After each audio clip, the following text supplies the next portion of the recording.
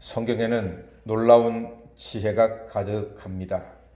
읽으면 읽을수록 그 신비함에 빠져들 수밖에 없습니다. 저는 고등학교 2학년 때 성경을 처음 읽었습니다. 마태복음부터 읽어 나가는데 진도가 잘 안 나가요.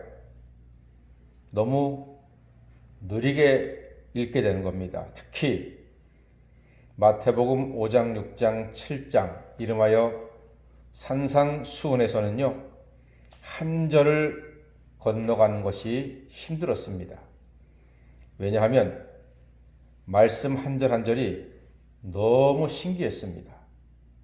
재미도 있고 맛도 있고 힘이 나기도 하고 어떤 말씀은 따뜻하기도 하고 어떤 말씀은 찔리기도 하고 어떤 말씀은 흥분되기도 하고 어떤 말씀은 마치 내가 큰 부자가 된 듯한 느낌을 주기도 하고 세상에 그렇게 말씀이 신기하더라고요.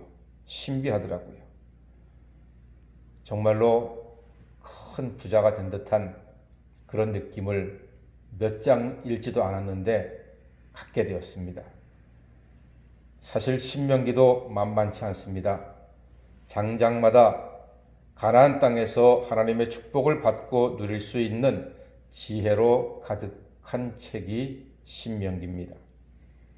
오늘은 특히 제사장이나 백성들보다 왕, 지도자, 리더들이 지녀야 할 덕목에 대해서 아주 세세하게 가르쳐주고 있습니다. 그 내용이요, 알고 있는데도 참신합니다.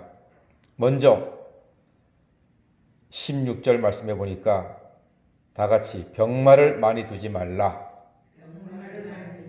예, 16절에요. 병마를 많이 두지 말랍니다. 병마를 많이 두면은 그 백성을 애굽으로 돌아가게 하니까 가지 말라는 거예요. 무슨 말인가 하면은 말은 그 당시에 최첨단, 최고의 무기입니다. 강력하고 비쌉니다. 몽골이 12세기에 세계를 제패했습니다.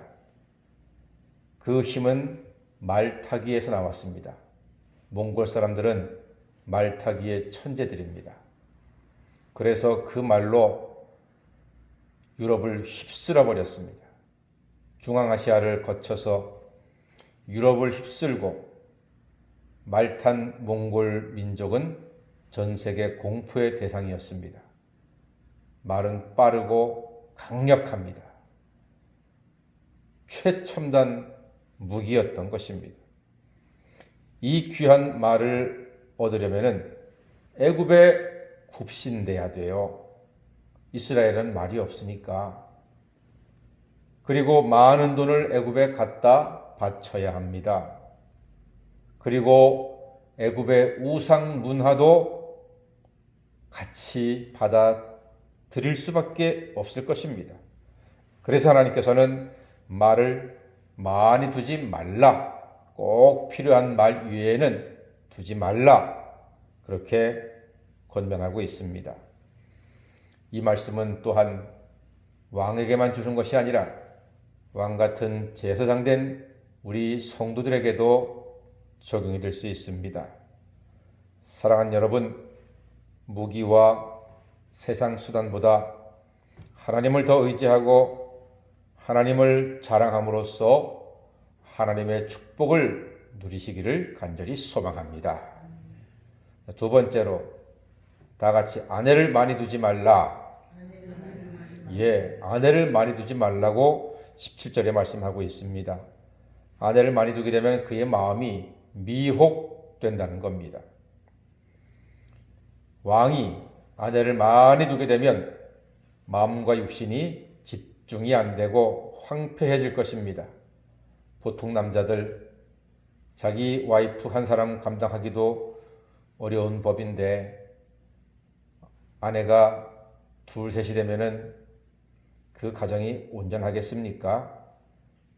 솔로몬의 비극은요, 아내를 처첩 비빈을 자그마치 1000명을 두었기 때문에 거기에서부터 솔로몬과 이스라엘의 비극이 시작되었다고 해도 과언이 아닙니다. 주변국들과 잘 지내려고 보니까 결혼하는 것보다 더 좋은 방도가 없더란 말이에요.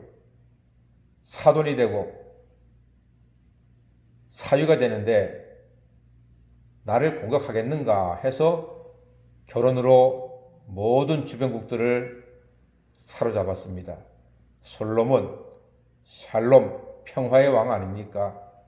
그런데 솔로몬은 평화를 위해서 하나님을 먼저 의지하기보다 결혼을 해서 동맹을 맺는 인위적인 방법을 사용을 했습니다.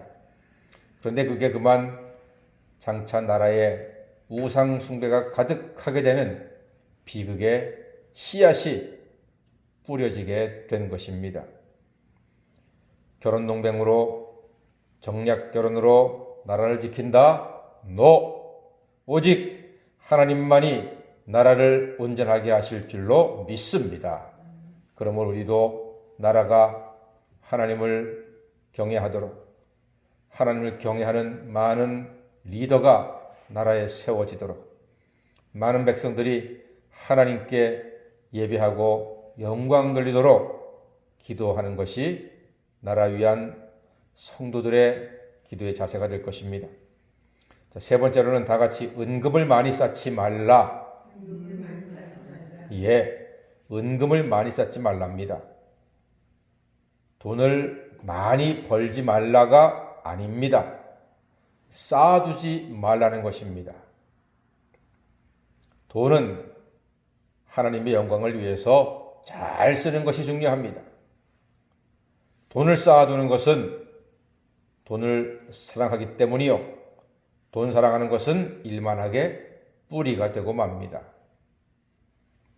고인물이 썩듯이 쌓인 돈도 죄의 씨앗이 되기 쉽습니다. 돈은 하늘에 쌓는 것이 가장 안전합니다. 이는 곧 땅에서 하나님의 뜻대로 잘 써야 한다는 것을 의미합니다. 성도는 축복의 종점이 되어서는 안 됩니다. 돈이 나에게 흘러들어오면 마치 종점인 것처럼 차곡차곡 쌓이는 것, 그것은 하나님께서 기뻐하실 일이 아닙니다. 우리 성도는 축복의 종점이 아니라 축복의 시작이요 축복의 통로가 되어야 할 것입니다. 하나님의 뜻을 위해서 잘 써줄 때 하나님께서 우리에게 물질의 복도 더욱 풍성히 허락해 주실 줄로 믿습니다.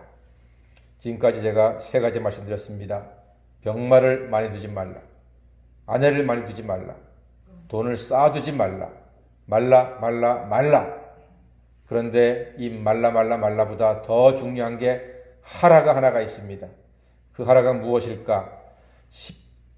18절, 19절 말씀 다 같이 읽어보겠습니다. 시작. 그가 왕위에 오르거든 이 율법서의 등사본을 레위 사람 제사장 앞에서 책에 기록하여 평생에 자기 옆에 두고 읽어 그의 하나님 여호와 경외하기를 배우며 이 율법의 모든 말과 이 규례를 지켜 행할 것이라. 아멘.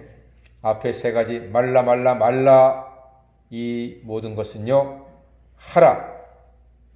성경 말씀에 기록된 대로 지켜 행하라.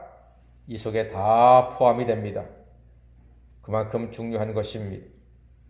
말씀을 기록하고 평생에 옆에 두고 읽어서 하나님 경외하기를 배우고 말씀을 지켜 행하라는 것입니다. 왜요?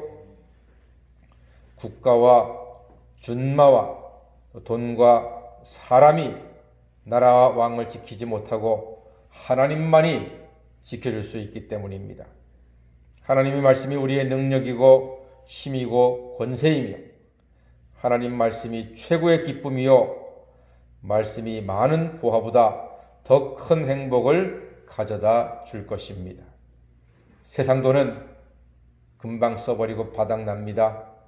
그러나 하나님의 말씀은 바닥나지 않고 영원히 마르지 않는 생수를 우리에게 공급해 줄 것입니다. 왕같은 제사장 된 우리 모두가 이 말씀대로 순종할 때 젖과 꿀이 흐르는 가나안 땅의 주인공으로 살아가게 될 것입니다. 한 분 한 분마다 주의 말씀 사랑하시고 주의 말씀 기뻐하셔서 말씀으로 말미암아 어떠한 준마보다도 무서운 강력한 힘을 얻으시고 어떠한 사람보다도 더 큰 도움과 평안함을 얻으시고 어떠한 재물보다도 비교될 수 없는 위로와 힘을 얻고 살아가시는 말씀의 사람, 말씀의 자녀가 되시기를 주의 이름으로 간절히 축원합니다.